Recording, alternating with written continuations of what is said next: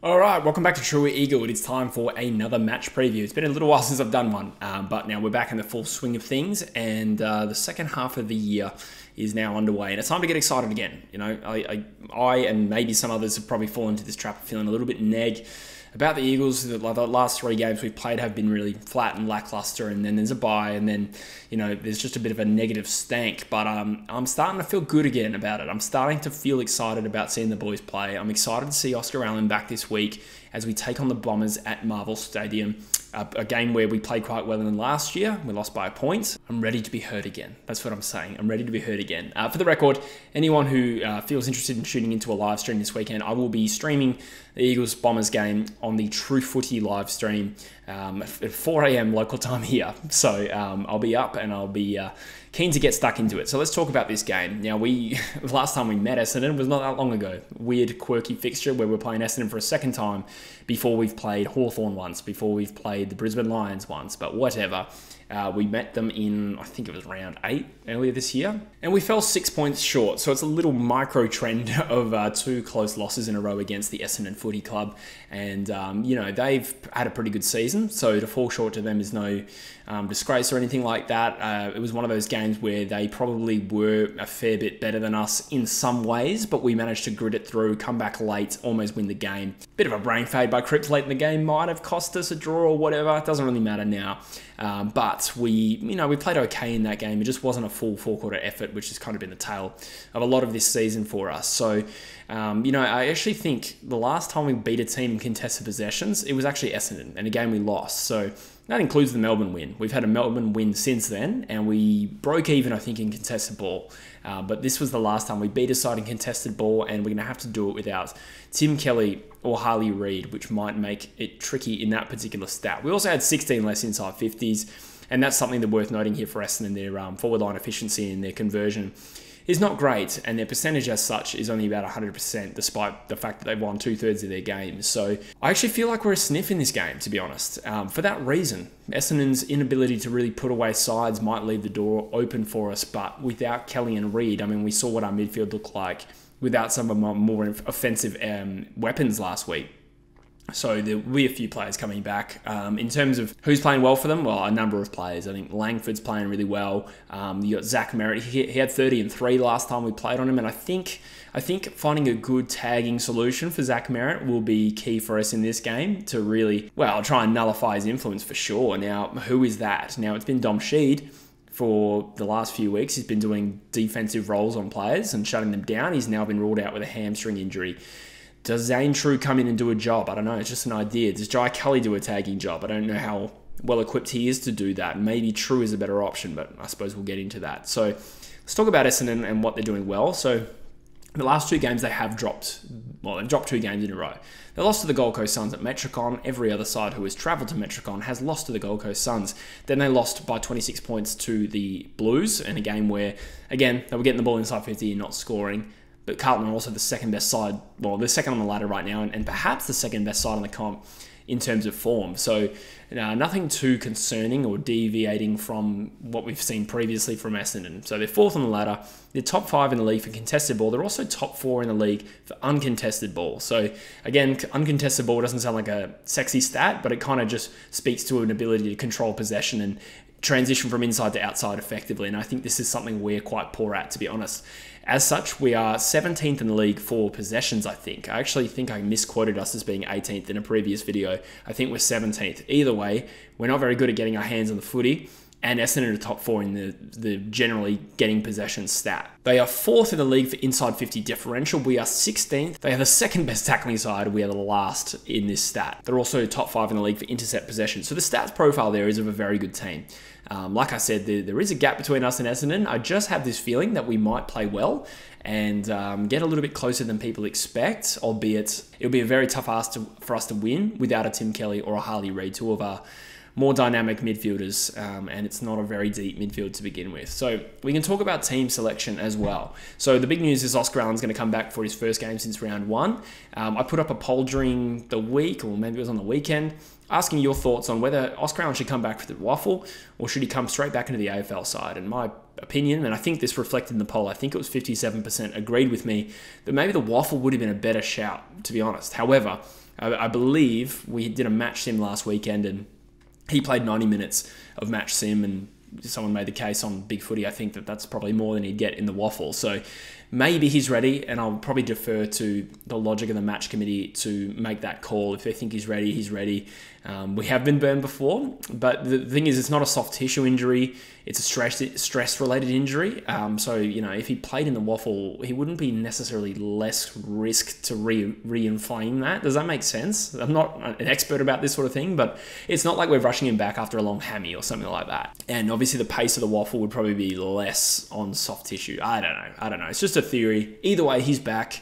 Pretty much confirmed to come back in. We also know that Dom Sheed's out. We also know that Jaden Hunt should be in and that Tim Kelly won't be in. Also worth noting, you know, Liam Duggan had that horrendous concussion late in the game against North Melbourne. Luke Edwards got concussed, I want to say pre-bye. I think it was in the waffle, actually. I'm a little blurry on that. Either way, both are available. I'd expect Luke Edwards probably not going to be selected. It's been a while since we've seen him in the AFL side. So let's talk about what changes we might make for this Essendon side. So if we accept that Oscar Allen's back in, we need to figure out who comes out. I might just put a pin in Oscar Allen for a second there. Jaden Hunt comes in. Does he replace Andrew Gaff? I'm thinking probably yes. How many wing options do we need in this team? Do we go with 3? Is Hunt, Chesser, and Gaff too many? My bigger concern is who takes the on-ball rotation. So let's just say Hunt for Gaff for a minute. If Sheed comes out, now Dom Sheed attended more centre bounces than any other Eagles player last weekend with 78%. Cully spent 39%, Yo was down to 65%, Jinby was 57%. So, you know, mate, that's an argument for bringing in a genuine on-baller to replace Dom Sheed rather than just going Hunt for Sheed. So Hunt for Gaff, and then I'd probably bring in Zane True. I think he had 25 touches on the weekend. The other option is Clay Hall. Zane True is probably a little bit more equipped to take more centre bounces, and it would be nice to see him actually start a game of AFL. He's been given a taste. He was okay as the sub. I think he's performed okay at AFL level. I really don't think we've seen enough of him at AFL level to really get a good feel for whether or not he's up for it, and I think he's earned it. I would put Zane True into this team, and I would ideally not have him as the sub for this game, and I would give him some percentage of centre bounces, enough to give him a shot. Now, Cully, 39% last week. You could bump that up. Yo, 65, you could bump that up. In theory, you could bump up Jinby. I kind of like what he does on a wing as well, and that's actually another wing rotation that I forgot to mention. So maybe our wing rotations, we've got the 3. You go Hunt, you go Chesser, you go Jinby. Maybe that's enough with Jinby and even Chesser showing the ability to spend time at centre bounces. I don't know. They haven't really put Chesser at the centre bounces much this year. So if we go Hunt for Gaff, we go Zane True for Dom Sheed. I probably am, despite saying that I would like to keep Jack Hutchinson in the team, I'm probably going to err on the side of bringing in Tyler Brockman, who has undoubtedly earned his spot back in this team in a football sense. Now, I know that he got a club-imposed ban from the AFL side.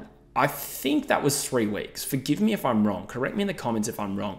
But he's now played 3 consecutive waffle games and been notably good in them. And another player who, in theory, could roll through the centre bounces. He has been doing that at waffle level. He was doing that in the preseason. I believe even Simo mentioned that Brockman is going to potentially run through the midfield. You've also got Petruccelli, who's another week back from that ankle injury. So there's enough centre bounce rotations there who can genuinely play on ball that I'm comfortable with once we've got Zane True back on the side. So you've got a like for like there. Hutchinson probably just back to the waffle, and Brockman into the 23 at least. So then we go back to this Oscar Allen equation, and this is the one that I'm iffy about, okay? So I feel like if we're gonna bring Oscar Allen in to a game at Marvel Stadium that is, you know, not particularly big and we're already a slightly tall side, I can't really fathom a scenario where we bring him in and we don't drop a tall. And those talls must come from Ryan Marrick, Jack Darling, and Bailey Williams. Now, none of these feel simple. I feel like Darling probably has improved over the last few weeks. And there's also part of me that just doesn't think we'll drop him, which, you know, is not necessarily my opinion on what we should do. I just feel like we won't.